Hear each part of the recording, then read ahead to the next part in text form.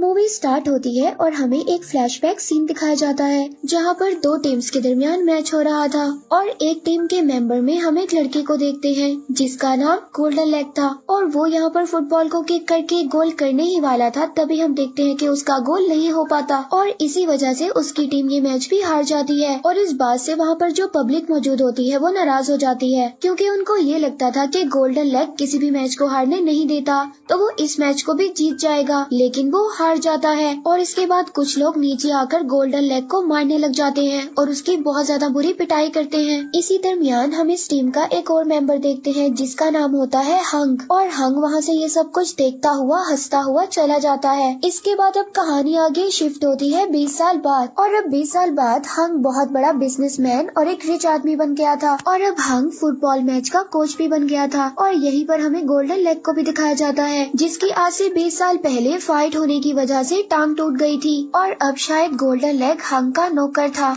और यहाँ पर गोल्डन लेग हंग से कहता है कि मैंने इतने साल तक तुम्हारा काम किया और अब मैं फुटबॉल का कोच बनने के लिए तैयार हूँ। एक्चुअली काफी टाइम पहले हंग ने गोल्डन लेग से प्रॉमिस किया था। हंग ने गोल्डन लेग को बोला था कि जो मैं कहूँ बस तुम्हें वो करना है, इसके बाद तुम जो बोलोगे मैं तुम्हारी बात मानूंगा। और अब जैसा कि यहाँ पर हम देखते हैं कि हंग एक बहुत बड़ा रिच मैन बन चुका था, तो वो गोल्डन लेग की बात को क्यों मानता। और अब गुस्से में गोल्डन लेग हंग से बोलता है कि आज जो मेरी हालत है सिर्फ तुम्हारी वजह से है, क्योंकि तुम्हारे कहने पर ही मैंने उस गोल को मिस किया था, वरना वो मैच मैं कब का जीत जाता, क्योंकि तुम्ही ने कहा था कि हम लोगों को वो मैच हारना है और तुम्हारी वजह से वो गोल मैंने सही से नहीं किया था। और यहाँ पर हंग उसको हंसकर जवाब देता है कि इस बात को 20 साल गुजर चुके हैं, अब कोई भी तुम्हारी इस बात पर यकीन नहीं करेगा। और साथ ही हंग गोल्डन लेग को बोलता है कि जिन लोगों ने तुम्हारी टांग तोड़ी थी उनको भी पैसे मैंने ही दिए थे। अब ये सब बातों को सुनकर गोल्डन लेग बहुत ज्यादा उदास हो गया था और वो यहाँ से चला जाता है। और अब रास्ते में जाते हुए वो एक टीवी को देखता है जहाँ पर फुटबॉल का मैच लगा हुआ था, क्योंकि गोल्डन लेग एक कोच बनना चाहता था, इसीलिए वो मैच को वहाँ पर खड़ा हुआ देख रहा था।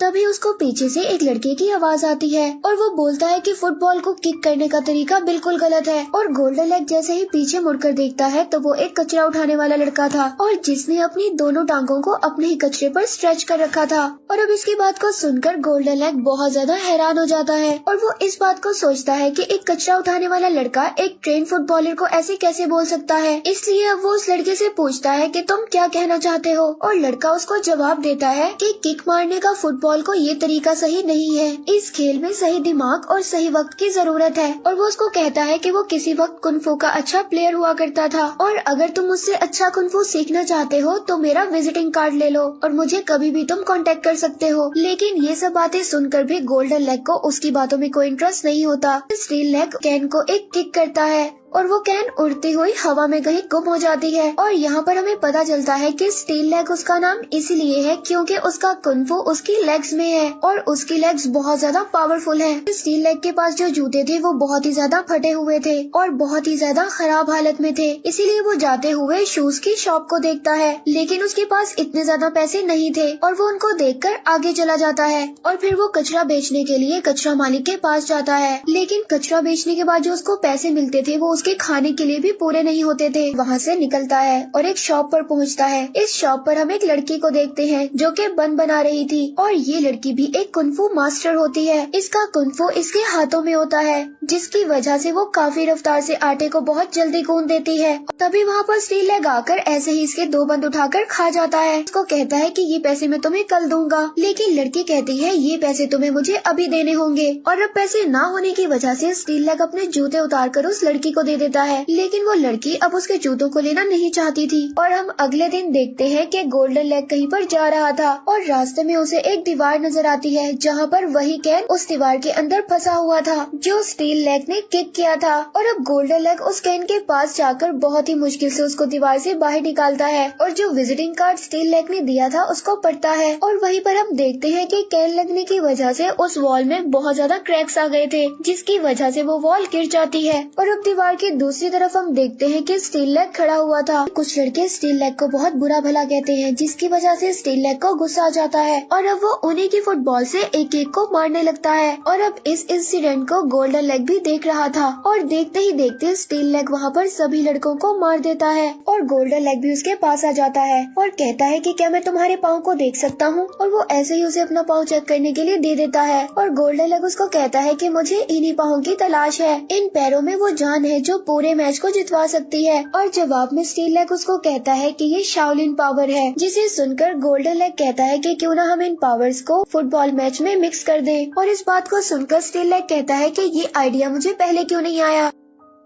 स्टील लेग उसको कहता है कि शायद मैंने तुम्हें पहले भी कहीं देखा है और मुझे ये नहीं याद आ रहा कि मैंने तुम्हें कहाँ देखा है। और गोल्डन लेग उसको बताता है कि मैं भी पहले एक फुटबॉल प्लेयर था, लेकिन एक मैच हार जाने के बाद कुछ लोगों ने मेरे साथ बहुत बुरा सलूक किया और आज मेरा ये हाल है। और अब ये सुनकर स्टील लेग और भी ज्यादा खुश हो गया था कि अभी वो जिससे बात कर रहा है वो फुटबॉल का एक कोच है। और अब वो गोल्डन लेग से कहता है कि क्या तुम मुझे अभी फुटबॉल सिखा सकते हो। और गोल्डन लेग उसको कहता है कि फुटबॉल सीखने के लिए सबसे पहले तुम्हारे पास जूते होने चाहिए, क्योंकि बगैर जूतों के तुम फुटबॉल नहीं खेल सकते। इसीलिए अब शाम को दोबारा वो मोही के पास जाता है और अपने जूतों की डिमांड करता है। तो मोही उससे पूछती है कि क्या तुम मेरे बंद के पैसे लाए हो। और स्टील लेग उससे कहता है कि अभी तक मेरे पास पैसे नहीं है, लेकिन मैं जल्दी तुम्हें लौटा दूंगा। और मोही उसको कहती है कि तुम्हारे जूते बहुत ही फटे हुए और पुराने थे, इसीलिए मैंने उसे कचरे के डब्बे में फेंक दिया। और इस बात को सुनकर स्टील लेग बहुत ज्यादा उदास हो जाता है, उनकर वहाँ से जाने लगता है। तभी मोही उसको पीछे से आवाज देती है और उसके जूते उसको वापस कर देती है। और मोही ने उसके जूतों को बहुत अच्छे से सी भी दिया था और अब उसके जूते शायद पहनने की कंडीशन में थे। इसे देखकर स्टील लेग बहुत ज्यादा खुश हो जाता है और थैंक यू बोलकर वहाँ से चला जाता है। इसके बाद एक एक करके स्टील लेग अपने सभी फ्रेंड्स के पास जाता है जिनके पास शाओलिन का आर्ट था। इस वक्त इसके पास 6 ऐसे मेंबर्स थे जिनके पास आयरन पावर थी, यानी कि iron head, iron leg, iron storm, iron hand और साथ ही आयरन नी। लेकिन यहाँ पर अब पता चलता है कि सबकी फाइनेंशियल कंडीशन बहुत ज्यादा बुरी थी और इसीलिए फुटबॉल मैच का प्लान सुनकर कोई भी स्टील लेग की बात को नहीं मानता और कोई भी इसके साथ शाओलिन आर्ट को मिलाकर इस मैच को नहीं खेलना चाहता था। लेकिन फिर भी स्टील लेग हार नहीं मानता और सभी को एक जगह और एक वक्त का टाइम दे देता है और कहता है कि इस जगह पर इस वक्त मैं तुम्हारा इंतजार करूंगा। हालांकि उसको सभी ने मना कर दिया था कि कोई भी उसकी मदद नहीं करेगा, लेकिन ये दोनों हार नहीं मानते और अब ये उसी जगह पर पहुंच जाते हैं जिसका एड्रेस स्टील लेग ने अपने फ्रेंड्स को दिया था। अब ये यहाँ पर काफी ज्यादा उदास थे और ये सोच रहे थे कि शायद इन लोगों का डिसीजन गलत था। अब ये दोनों यहाँ से जा ही रहे थे, तभी इनके फ्रेंड्स यहाँ पर आ जाते हैं, जिन्हें देखकर स्टील लेग काफी ज्यादा खुश होता है। और अब देखते ही देखते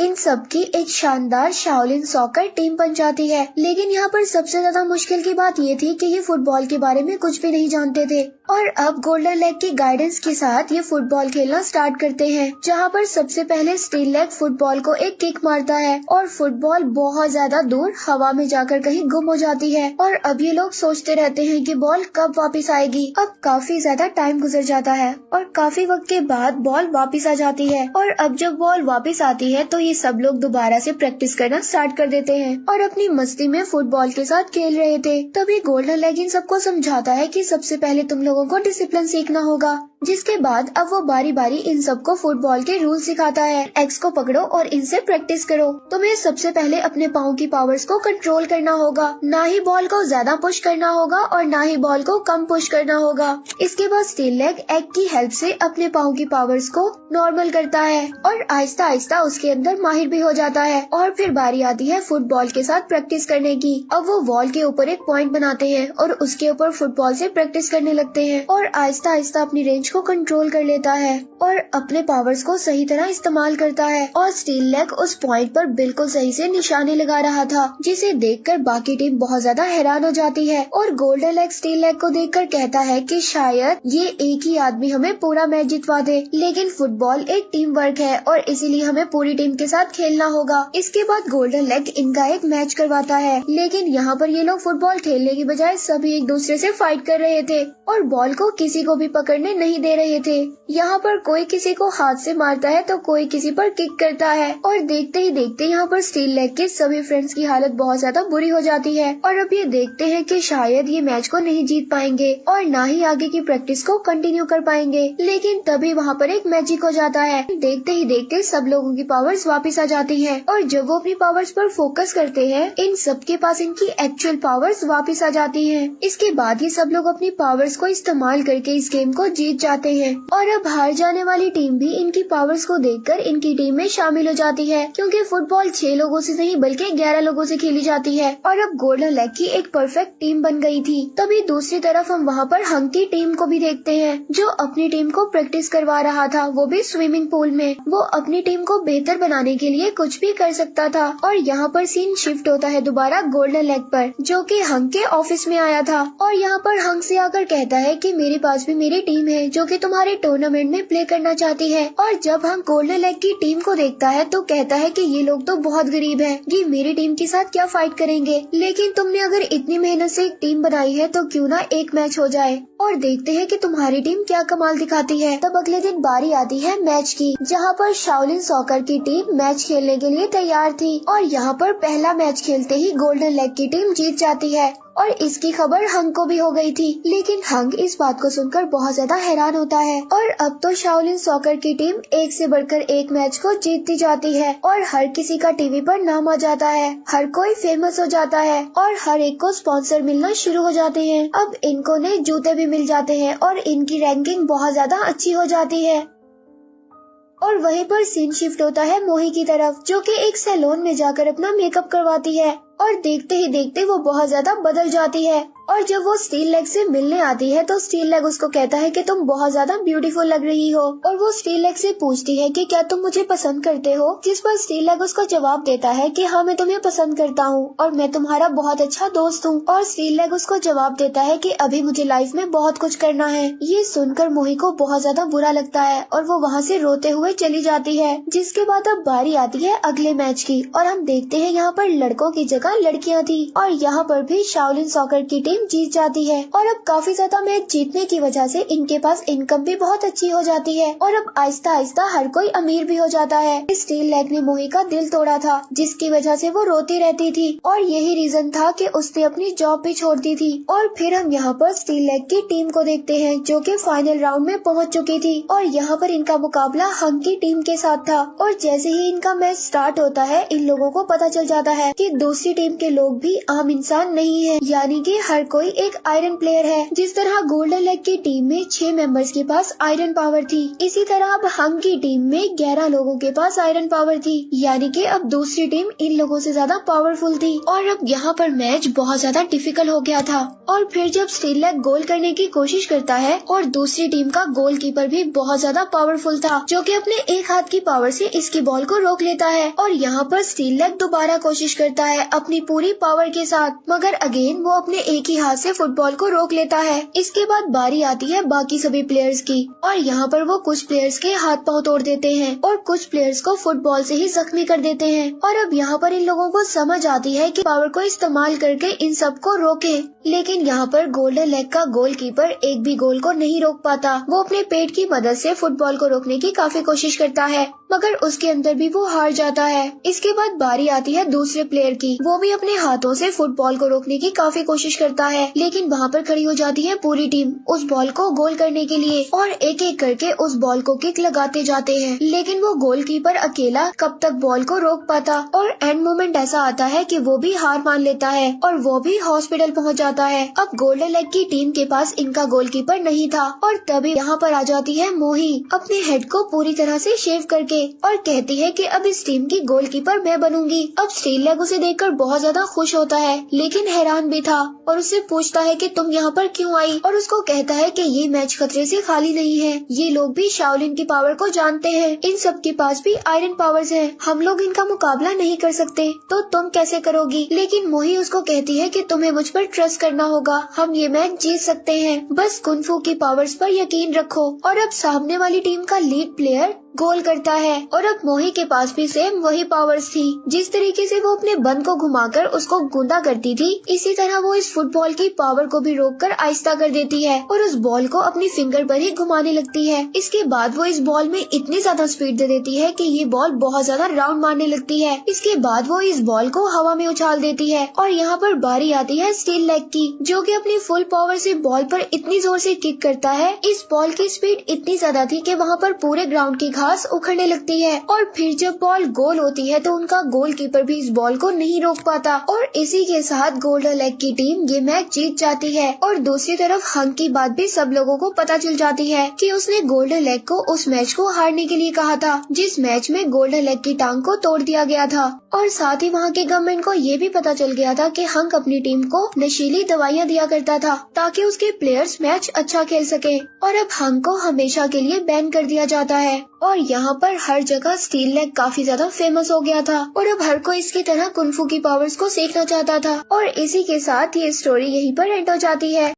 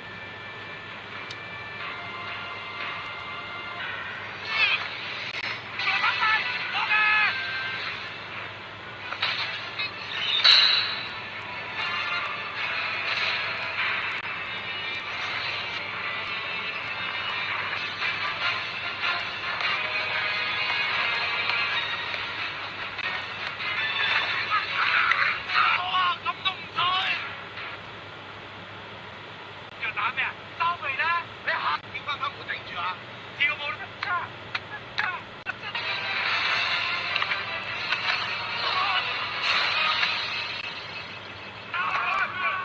你緊唔緊？咁啊見到，我都咁話，要俾人做白幫，細個佢玩到咁盡嘅，冇見冇你拉人啦！基本都係佢要救我啊！我聽講，翻你見冇頭啊！你冷靜啲，講得好啱。今日得翻8個人，壓人4球，得唔得啊？你睇有咩解咧？冷靜啲。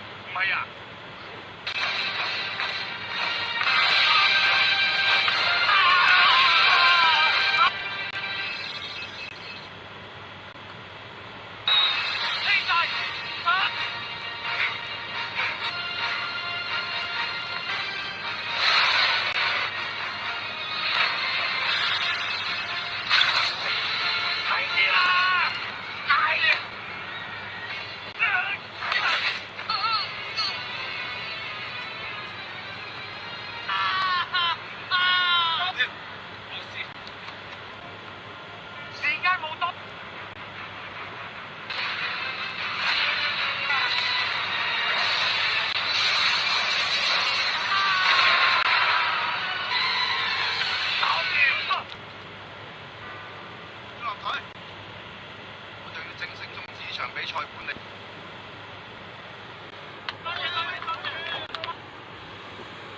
为什么弄成跟外星人一样？那怎么？我想帮你们整，这很危险。我真的能帮